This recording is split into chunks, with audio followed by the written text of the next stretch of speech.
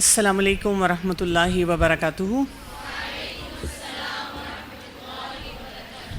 نحمدہ ونصلی علی رسولہ الکریم، اما بعد فاعوذ باللہ من الشیطان الرجیم، بسم اللہ الرحمن الرحیم۔ رب اشرح لی صدری ویسر لی امری واحلل عقدۃ من لسانی یفقہوا قولی۔ اب تک کے سفر میں کیا کچھ آپ کو سمجھ آ چکا ہے؟ ٹھیک ہے، اللہ تعالیٰ کی محبت سے زیادہ کوئی محبت اہم نہیں ہے۔ ابھی تو ویسے ہم پہنچے نہیں ہیں آپ وہاں تک، لیکن آپ نے ماشاءاللہ جلدی کنکلوژن ڈرا کر لیا۔ گڈ، ہر مشکل سے نکلنے کا راستہ موجود ہے۔ ہم کیا ڈیزرو کرتے ہیں کیا نہیں، اس کے بارے میں بہت غور و فکر کرتے رہنا چاہیے۔ زندگی میں جو ہم اللہ تعالیٰ نے نعمتیں دی ہیں، جس میں والدین بھی شامل ہیں، ہم ان کو بہت فار گرانٹیڈ لیتے ہیں۔ جیسے کچھ لوگ یہ کہتے ہیں نا، مطلب دعا بھی کر لیے لیکن کچھ اور بتائیں۔ یعنی ہمارا یقین یہ ہونا چاہیے کہ سب کچھ اگر فیل ہو گیا نا، دعا تو نہیں فیل ہو سکتی۔ یہ تو گارنٹیڈ نسخہ ہے، اس نے نہیں فیل ہونا۔ بالکل، یعنی دل کی بیماریوں کو ٹھیک کرنے کا پورا پروسیس ہے، اور اس پورے پروسیس کو لے کر چلتے رہنا ہے۔ گڈ، جب کوئی مسئلہ زندگی میں آئے گا، اس کو ایکسیپٹ کرنا ہے کہ یہ مسئلہ ہے، اور پھر اس سے اگلے سٹیپ پہ جانا ہے کہ اب کرنا کیا ہے۔ ٹھیک ہے، کوئی مسئلہ لے کر آئے تو اس پہ فتاویٰ نہیں لگانے، اس سے پوچھنا ہے۔ جی بالکل، اپنے دل اور اپنے جذبات کو بے لگام نہیں چھوڑنا، اسٹیئرنگ کنٹرول کو ذرا قابو میں رکھنا ہے۔ ہم بہت سے مسائل کو صرف سطحی طور پہ دیکھتے ہیں، مسائل کی نا تھوڑی باریکی میں جانا چاہیے۔ چلیں آگے پڑھتے ہیں۔ ہم نے بات ختم کی تھی کہ قلب سلیم ہونا چاہیے۔ اب یہ قلب سلیم جو ہے نا، یہ ہم کیسے حاصل کریں گے، تھوڑی سی ہم اس پہ توجہ دیتے ہیں۔ ہم نے یہ دیکھ لیا تھا کہ قلب کی سلامتی جو ہے وہ اس کے لیے 5 کام کرنے کے ہیں۔ تو جو ہماری شارٹ کمنگز ہیں، ہمارے اپنے اندر کمی کوتاہیاں بیٹھی ہوئی ہیں، ہمیں کیا کرنا ہے کہ ان کے بارے میں ذرا غور و فکر کرنا ہے۔ تو چیپٹر 66 کو جب آپ دیکھتے ہیں، یہاں پر سورہ نساء کی آیت نمبر 31 ہے، ان تجتنبوا کبائر ما تنہون عنہ نکفر عنکم سیئاتکم وندخلکم مدخلا کریما۔ اگر تم ان بڑے کبیرہ گناہوں سے بچتے رہو گے جن سے تم کو منع کیا جاتا ہے، تو ہم تمہارے چھوٹے گناہ دور کر دیں گے، اور کہاں تمہیں داخل کریں گے؟ بہت کریم جگہ پہ، یعنی جنت میں داخل کیا جائے گا۔ یہاں سے یہ پتہ چلتا ہے کہ ہمارا جو ایک بہت پرائم ٹارگٹ ہونا چاہیے زندگی میں، کہ میں اپنے آپ کو کبیرہ گناہ سے بچاؤں۔ جیسے اکثر ہم سوسائٹی میں رہتے ہوئے ہر وقت فرسٹریٹڈ رہتے ہیں۔ ابھی آپ اس ماحول میں، جیسے یہاں پہ سب لوگ قرآن پڑھ رہے ہیں، آپ کے ساتھ جب بھی کوئی مسئلہ ڈسکس کرتا ہے نا، تو اس کا سلوشن قرآن سے آ جاتا ہے، حدیث سے آ جاتا ہے، کوئی اور آپ کے جو مینٹورز ہیں، ٹیچرز ہیں جو گائیڈ کرتے ہیں، ان سے مل جاتا ہے۔ لیکن جب آپ یہاں سے باہر نکلتے ہیں، اپنے کالج، یونیورسٹی اور گھر کی فضا میں جاتے ہیں، تو وہاں پر چیلنجز بڑھ جاتے ہیں۔ وہاں پہ اتنا اوور ویلم آتا ہے کہ میں اپنے آپ کو کس چیز سے بچاؤں۔ اور بہت سے لوگوں کو میں نے دیکھا ہے کہ پھر ہمت ہار جاتے ہیں، اور ایگزاسٹ ہو کر وہی جو پیئر پریشر ہے جس کے لیے ہم نے ڈیف ہونا ہے، اسی کا شکار ہو جاتے ہیں۔ اور ہر دوسرا شخص کہتا ہے اب کیا کریں، سروائیو بھی تو کرنا ہے، اب کیا کریں، دنیا میں بھی تو رہنا ہے، اب کیا کریں، لوگ بھی تو ہیں، برادری بھی تو ہے، اب ہمارے ماں باپ ہیں، ہمارے گھر والے ہیں، اب ہم بالکل پریشان ہو کے چھوڑ دیتے ہیں۔ تو ہمیں کیا کرنا ہے کہ اپنے لیے ٹارگٹ سیٹ کرنے ہوتے ہیں۔ اور وہ ٹارگٹ سیٹ کرنے کا طریقہ کیا ہے؟ اس کو عام زبان میں کہا جاتا ہے بیبی سٹیپس لیں۔ اور بیبی سٹیپس کیسے لیے جاتے ہیں؟ مثلا جی، آپ 6 مہینے کا ٹارگٹ یہ سیٹ کر لیں کہ میں نے کبیرہ گناہ سے اپنے آپ کو بچانا ہے۔ کبیرہ گناہ کے بارے میں جاننا شروع کر دیں، پڑھنا شروع کر دیں، کچھ کتابیں خرید لیں، قرآن اور حدیث کا مطالعہ کریں۔ آپ کو ڈیفینیشن پتہ ہونی چاہیے کبیرہ گناہ کیا ہوتے ہیں، ان کی چیک لسٹ آپ کے پاس ہونی چاہیے۔ پہلے آپ نے چھانٹی کر لی کہ کون سے کبیرہ گناہ ہیں جو الحمدللہ میں ان سے ویسے ہی دور ہیں۔ اچھا، اب کون سے کبیرہ گناہ ہیں جن کو میں نے کبیرہ سمجھا ہی نہیں تھا، وہ میری زندگی میں ہیں اور میں ان سے بچ نہیں پا رہی؟ کون سے ایسے گناہ ہیں جو کہ کبیرہ ہیں لیکن میں نے سوچا ہی نہیں تھا، یا میں آسانی سے اپنے آپ کو ان سے بچا سکتی ہوں؟ کیٹیگرائز کریں۔ تو جن سے اللہ تعالیٰ نے بچایا ہوا ہے وہ آپ کی زندگی میں نہیں ہے، اللہ کا شکر ادا کریں۔ اس کے بعد جو وہ لسٹ ہے جس کو آپ آسانی سے چھوڑ سکتے ہیں، ان کو چھوڑ دیں کہ یہ کام میں نے نہیں کرنا۔ اب اس کے بعد ذرا ڈیفیکلٹ کیٹیگری آ جائے گی، اور جو ڈیفیکلٹ کیٹیگری ہے اب اس کے لیے پوری پلاننگ کریں۔ یہ والا کبیرہ گناہ میں کیوں ٹیمپٹ ہوتی ہوں اس کی طرف، کس وجہ سے میں یہ کام کرنا شروع کر دیتی ہوں، کس سچویشن میں یہ کرنا شروع کر دیتی ہوں، کون مجھے اس کام کے لیے فیسیلیٹیٹ کر رہا ہوتا ہے، اور اس کو چھوڑنے کے لیے مجھے کون سے راستے قرآن اور حدیث سے ملتے ہیں، اور میں نے ان کو اختیار کرنا ہے اور آہستہ آہستہ آہستہ آہستہ ایک ایک سٹیپ پیچھے لیتے جانا ہے۔ تو آپ دیکھیں گے کہ اوور ٹائم بہت سی چیزوں سے آپ اپنے آپ کو بچا سکیں گے۔ میں اکثر لوگوں کے اندر یہ ایٹیٹیوڈ دیکھتی ہوں جس کو ہم کہتے ہیں انسٹنٹ گریٹیفیکیشن، جلد بازی۔ بس مجھے آج ہی بتا دیں، سارے فارمولے دے دیں اور میں بس شام تک بالکل ٹھیک ہو جاؤں۔ ایسے نہیں ہوگا نا۔ ایکچولی جو ہمارے ارد گرد کا ماحول ہے وہ بھی ہم سے ایسی ایکسپیکٹیشن رکھتا ہے، اور جو ہماری پھر اپنی ذات ہے نا، ہم اس میں بھی ہر وقت ایسے ہی سوچتے رہتے ہیں کہ جلدی سے ٹھیک ہو جاؤں۔ تو انسان ہے، کچھ چیزوں میں آپ بالکل جلدی ٹھیک کر لیں گے اپنے آپ کو، آپ کو پرابلم نہیں ہوگی۔ اچھا، کچھ ایریاز میں ہوگی، اور وہ آپ کی کئی دفعہ لائف لانگ سٹرگل رہتی ہے، لیکن آپ نے بس اپنے لیے فیصلہ یہ کرنا ہے کہ میں نے نا گیو اپ نہیں کرنا، آخری سانس تک میں نے کوشش کرتے رہنا ہے، کیونکہ اللہ تعالیٰ نے آپ کی کوشش دیکھنی ہے۔ نتیجہ کئی دفعہ ہمارے اختیار میں نہیں ہوتا۔ کوشش، اگر آپ کوشش کر رہے ہیں کہ میں نے یہ کام نہیں کرنا، ہر دن اپنے آپ کو بتاتے ہیں، گیو اپ نہیں کرتے، مایوس نہیں ہوتے، تو اللہ تعالیٰ پھر ایسے لوگوں کا ساتھ دیتے ہیں۔ یعنی کبھی یہ نہ سوچیں کہ نہیں میں نے بڑی کوشش کی، اب میں نہیں کر سکی، اب چھوڑو، اب سب کچھ کر لو۔ پھر ہمیشہ پازیٹیو رہیں، ہمیشہ اپنے آپ کو بتائیں کہ نہیں میں کروں گی، میں پھر کروں گی، tomorrow is a new day, نیا دن ہے۔ کیونکہ باہر بہت پریشرز ہیں، ہماری سوسائٹی جو اس وقت ہے وہ بہت مشکل میں ہے، اور اسی لیے ہماری بھی سٹرگلز بھی بہت زیادہ ہیں۔ یہاں بیٹھ کر بات کرنے میں بہت چیزیں کئی دفعہ آسان لگتی ہیں، لیکن جب آپ باہر جاتے ہیں تو جگہ جگہ پہ کہیں کوئی سچویشن آ رہی ہے، کہیں کوئی سچویشن آ رہی ہے۔ میں خود دیکھتی ہوں کہ دن میں کوئی 3-4 سچویشنز اتنی ٹرکی آ جاتی ہیں کہ منہ سے کوئی ایسا جملہ نکلنے لگتا ہے، پھر ایک دم خیال آتا ہے نہیں بھئی یہ تو جھوٹ ہو جائے گا۔ پھر انسان سوچتا ہے اچھا اس سچویشن کو کیسے ڈیل کرنا ہے۔ کئی دفعہ آپ جھوٹ نہیں بول رہے، لیکن وہاں قریب لوگ بیٹھے کوئی ایسی بات کر دیتے ہیں جو جھوٹی ہوتی ہے۔ تو ان سب باتوں سے بچنے کے لیے بہت ایفرٹ کرنی پڑتی ہے۔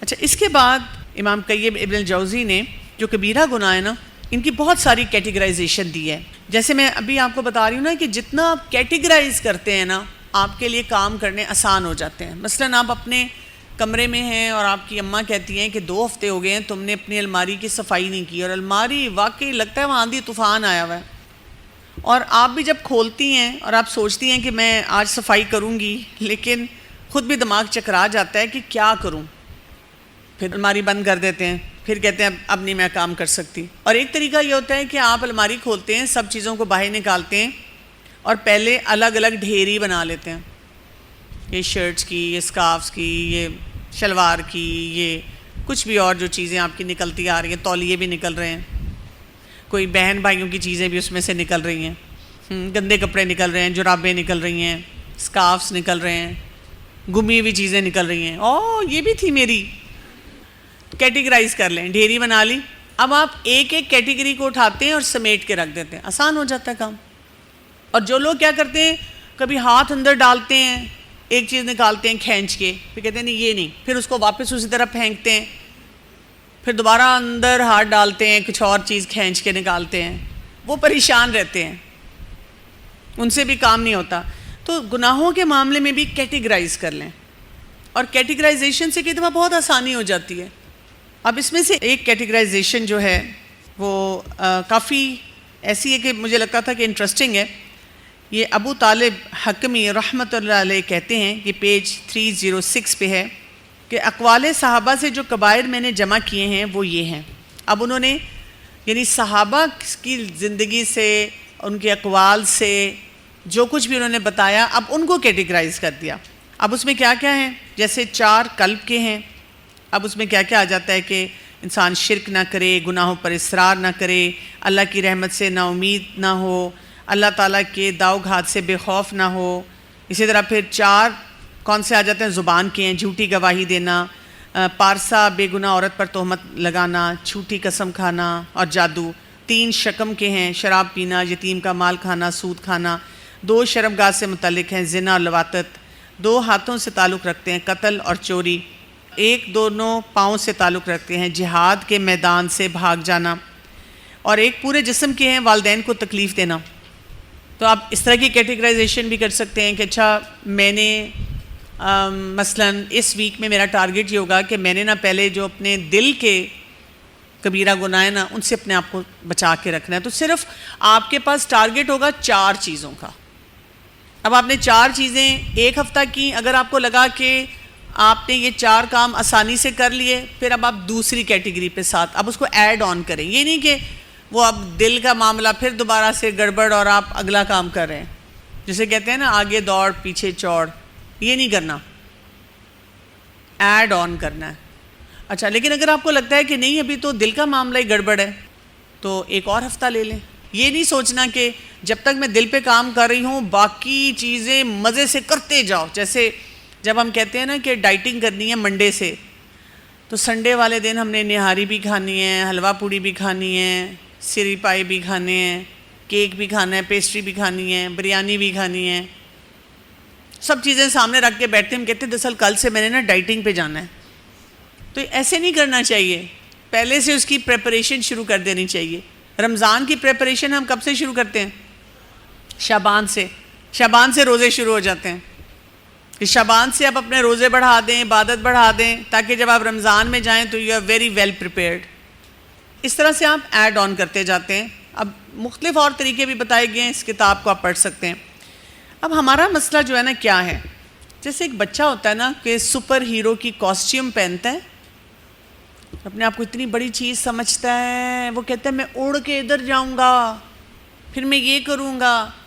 تو ایک لڑکا یا لڑکی جوانی میں جو کچھ کر رہے ہوتے ہیں، جو کچھ کہہ رہے ہوتے ہیں، یعنی صبح اٹھا نہیں جا رہا، ناشتہ بنایا نہیں جا رہا، کمرہ صاف نہیں کیا جا رہا، تمیز سے بات نہیں کی جا رہی، اور منصوبے کیا ہیں؟ میرا عالیشان گھر ہوگا اور میں رانیوں کی طرح اس میں رہوں گی، اور محبت کرنے والا شوہر ملے گا، اور بس وہ میرے آگے پیچھے پھرتا رہے گا۔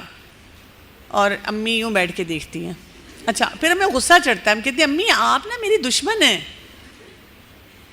پتہ نہیں کیوں میں آپ کو اچھی نہیں لگتی، آپ کو بیٹیوں سے شاید نفرت ہے، کوئی مسئلہ ہے آپ کا۔ تو امی یہی دیکھ رہی ہیں کہ بیٹا جی صبح اٹھ جاؤ نا تو پھر پتہ چلے گا، کیونکہ وہ ایک شوہر کے ساتھ رہ رہی ہیں اور ان کو پتہ ہے کہ شوہر کے ساتھ رہنا کیسا ہوتا ہے، اور اس پہ ہم اگر وہ کچھ بتانے کی کوشش کریں بیٹا ایسے نہیں ہوتا، کہتے نہیں ایسے ہی ہوگا، نہیں تو میں شادی نہیں کروں گی۔ اور اب تو لڑکیاں ماشاءاللہ نا وہ انٹرنیٹ سے نکالتی ہیں پورا لمبا کویسچنئر اور وہ رکھ کے بیٹھتی ہیں، ہاں جی بتائیں، let's match the facts and figures. لڑکا بیچارہ معصوم سر جھکا کے بیٹھا ہوتا ہے اور دل میں سوچ رہا ہوتا ہے تم آؤ تو صحیح، عرش سے فرش پہ اترو، تمہیں پتہ چلے گا ریالٹی آف لائف کیا ہے۔ ایسا نہیں سپر ہیرو بننا چاہیے۔ ہم ہنستے ہیں نا بچوں پہ، ان سے باتیں بھی کرتے ہیں، ہم کہتے ہیں اچھا پڑھیں گے کہاں جائیں گے، وہ کہتے ہیں میں آسمان پہ جاؤں گا، کہتے ہیں کیا آسمان پہ۔ تو ریالٹی کو اچھی طرح فیس کرنا چاہیے، پتہ ہونا چاہیے۔ دیکھیں جب تک آپ اپنی ذات میں ہی کمپوزڈ نہیں ہیں، نہ آپ فزیکلی فٹ ہیں، نہ آپ مینٹلی فٹ ہیں، نہ آپ ایموشنلی ساؤنڈ ہیں، نہ روحانی طور پہ آپ اللہ سے تعلق مضبوط کرتے ہیں، اور منصوبے سن لیں۔ اگر میں ابھی آپ سے پوچھوں آپ میں سے کتنے لوگ ہیں جو صبح کو ناشتہ کر کے آتے ہیں؟ جو لوگ ناشتہ نہیں کرتے نا وہ بیکار لوگ ہوتے ہیں۔ میں آپ کو فیکٹ بتا رہی ہوں کیونکہ میں مینٹل ہیلتھ کے ساتھ ڈیل کرتی ہوں نا، میں ڈاکٹر ہوں اور میں لائف سٹائل میڈیسن بھی پریکٹس کرتی ہوں، اس کی فزیشین ہوں۔ جو لوگ ناشتہ نہیں کرتے وہ بیکار لوگ ہوتے ہیں۔ لوگ انٹرمیٹنٹ فاسٹنگ کی بھی بات کرتے ہیں، تو انٹرمیٹنٹ فاسٹنگ جو لوگ کرتے ہیں فاقہ سارا دن، ایک دن پہلے شام سے شروع کر دیا، اگلے دن تک دوپہر یا شام کو کچھ کھایا۔ رمضان میں بھی آپ دیکھیں کہ سحری میں برکت رکھی گئی ہے، پسند نہیں کیا گیا کہ آپ سحری چھوڑیں، ناشتے کی شکل ہے نا۔ تو اگر آپ ناشتہ نہیں کریں نا تو آپ کی مینٹل ہیلتھ ساؤنڈ نہیں ہے۔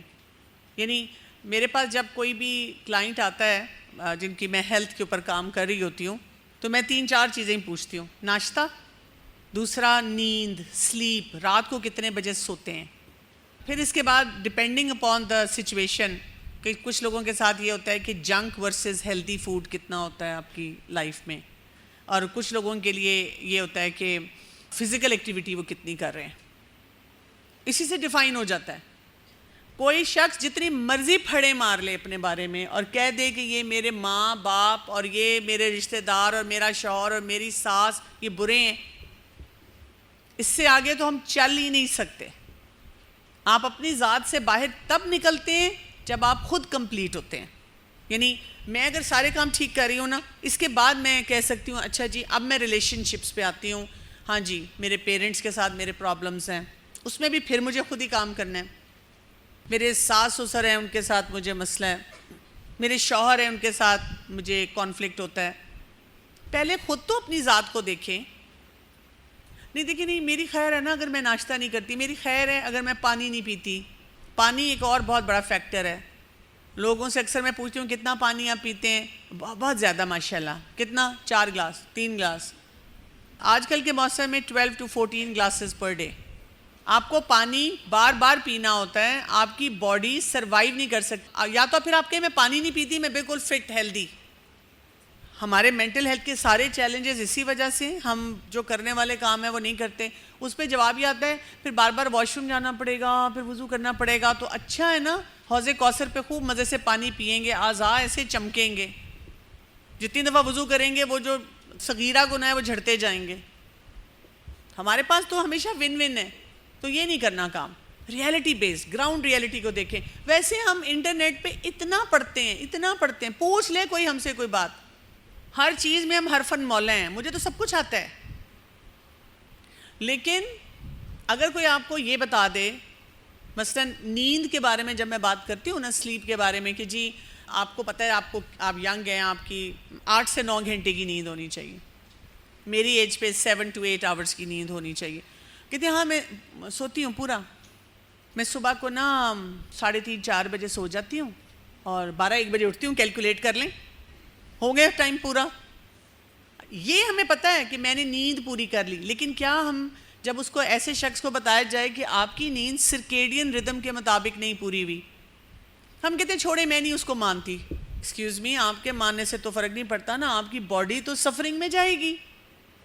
اللہ نے آپ کی باڈی کا ایک ردم رکھا ہوا ہے. آپ اس ردم کو خراب کریں گے تو آپ کے مسئلے ہوں گے. تو وہ سپر ہیرو نہ بنیں. یہ جیسے بچہ ہے جس پہ ساری دنیا ہنس رہی ہو.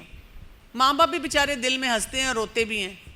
اتنا یہ اپنے آپ کو عقل مند سمجھ رہے ہیں. کیوں؟ اس لیے کہ جی لیٹسٹ فون آپریٹ کر سکتے ہیں، انسٹاگرام پہ سب کچھ پوسٹ کر سکتے ہیں. اماں ابا کو نہیں سمجھ آتی انسٹاگرام کی. تو that mean you are very smart? No, کوئی اسمارٹنس نہیں ہے اس میں. اس کے بعد چیپٹر نمبر 67 کو دیکھیں تو یہاں پر اب امام قیم ابن الجوزی کہتے ہیں کہ ہمیں نا دراصل مقصد حیات نہیں پتہ. اور مقصد حیات کیا ہے؟ جو سورہ زاریات کی آیت نمبر 56 میں آتا ہے، وَمَا خَلَقْتُ الْجِنَّ وَالْإِنسَ إِلَّا لِيَعْبُدُونَ. اور میں نے جنوں اور انسانوں کو صرف اس لیے پیدا کیا کہ وہ میری عبادت کریں. ہم دنیا میں محبتیں کرنے کے لیے نہیں آئے. پیدا ہوتے ساتھ ہی منگنی ہو رہی ہے، بچپن کی محبت، اگلے جنم کا ساتھ. ہم اس لیے نہیں آئے ہیں ہیپیلی ایور آفٹر، آنکھوں میں آنکھیں ڈال کے دیکھیں گے میں کب جوان ہوں گی اور مجھے کب وہ ملیں گے. نہیں. یعنی اگر شوہر نہیں ہے، اگر محبت نہیں ہے دنیاوی تو میں ختم ہوگی. ہم اللہ کی عبادت کے لیے آئے ہیں. اسی لیے جو میں نے آپ کو پہلے بھی کہا تھا کہ اللہ تعالیٰ نے ہمیں وہ تمام ٹولز دیے ہیں، وہ تمام طریقے دیے ہیں جس سے ہر شخص اللہ کی عبادت کر سکتا ہے. لیکن کیونکہ بہت سی چیزوں کے بغیر سروائیول پاسبل ہے، اسی لیے کسی کے ماں باپ نہیں ہیں، کسی کا شوہر نہیں ہے، کسی کی شادی نہیں ہے، کسی کا کوئی بیماری ہے، کیونکہ ان چیزوں کے ساتھ گزارا ہو سکتا ہے. اور عبادت کے لیے جو چیزیں ضروری ہیں وہ بھی اللہ تعالیٰ نے ہمارے ذات میں بھی رکھ دی ہیں اور ہمیں ارد گرد پرووائڈ بھی کر دی ہیں. اتنا ہمیں مل جاتا ہے جس سے عبادت ہو سکتی ہے. لیکن ہم کیونکہ چاہتوں پہ جاتے ہیں نا، تو پھر ایک چاہت دوسری چاہت کی طرف ہمیں لے کر جاتی ہے. اب اس کے بعد امام قیم ابن الجوزی جو ہے نا وہ بات کرتے ہیں کہ اصل ہمیں سمجھنا ہے شرک کو، اکبر الکبائر. پیج 311 پہ آ رہا ہے، سورہ لقمان کی آیت نمبر 13، ان الشرک لظلم عظیم، بے شک شرک بہت بڑا ظلم ہے۔ ہمیں تو ڈراموں میں، فلموں میں، ناولز میں بتایا جاتا ہے کہ دو محبت کرنے والوں کو جب جدا کر دیا گیا یہ بڑا ظلم ہے۔ یعنی ایک منظر ہوتا ہے کہ ٹی وی کا ڈرامہ چل رہا ہے، بزرگ بھی بیٹھے ہوئے ہیں، اماں ابا بھی بیٹھے ہوئے ہیں، جوان بچے بچیاں بھی بیٹھے ہوئے ہیں، ایک لڑکا لڑکی ٹی وی اسکرین پہ بھاگ رہے ہیں، بھاگ کے کہیں جانا چاہ رہے ہیں ظالم سماج سے، نانی دادی دادا بھاگو، ہائے ہائے جائیں، سب ان کو فیسیلیٹیٹ کر رہے ہیں آن سکرین آف سکرین۔ اصل ہمارا جو ہے فوکس ہی درست نہیں ہے نا۔ اور یہاں پر پیج نمبر 312 پہ سورہ نساء کی آیت نمبر 48 آ رہی ہے، ان اللہ لا یغفر ان یشرک بہ ویغفر ما دون ذلک لمن یشاء، یقیناً اللہ تعالیٰ اپنے ساتھ شرک کیے جانے کو نہیں بخشتا اور اس کے سوا جسے چاہتا ہے بخش دیتا ہے۔ شرک نہیں بخشا جائے گا، اس کا مطلب یہ کہ ہمیں شرک کو سمجھنا ہے۔ کہیں ایسا تو نہیں کہ ہم اور محبتوں میں الجھ کر جو اللہ تعالیٰ کی عظمت ہے اس کو نیچے کر رہے ہیں، اس کو انڈرمائن کر رہے ہیں، شرک کی طرف جا رہے ہیں۔ اب اس کے بعد یہاں پر شرک کی اقسام آ رہی ہیں۔ شرک کی دو اقسام ہیں، پیج 313 پہ دیکھیں۔ ایک وہ کہ جس کا تعلق معبود حقیقی کی ذات اور اس کے افعال سے ہے، اور دوسرا وہ کہ جس کا تعلق معبود حقیقی کی عبادت اور معاملے سے ہے، یعنی ایک اللہ کی ذات سے۔ تو پہلا جو شرک ہے اس کو تعطیل کہا جاتا ہے کہ آپ اللہ تعالیٰ کی ذات کو ہی نہ مانیں، جیسے کہ سورہ شورى کی آیت آ رہی ہے 23، قال فرعون، فرعون نے کیا کہا تھا، وما رب العالمین، رب العالمین کیا چیز ہے؟ تو اس میں تین کیٹیگریز آتی ہیں، ایک یہ کہ انسان ٹوٹل ڈینائل میں چلا جائے، مانے ہی نہ، دوسرا یہ پارشل ڈینائل ہو، کچھ مانے کچھ نہ مانے، اور کچھ لوگوں کا اللہ تعالیٰ کی ذات کے بارے میں شرک کیا ہوتا ہے، وحدت الوجود۔ یہ ایک بہت بڑا فتنہ ہے، یہ آج کل کے دور کا بہت ہی بڑا مسئلہ ہے۔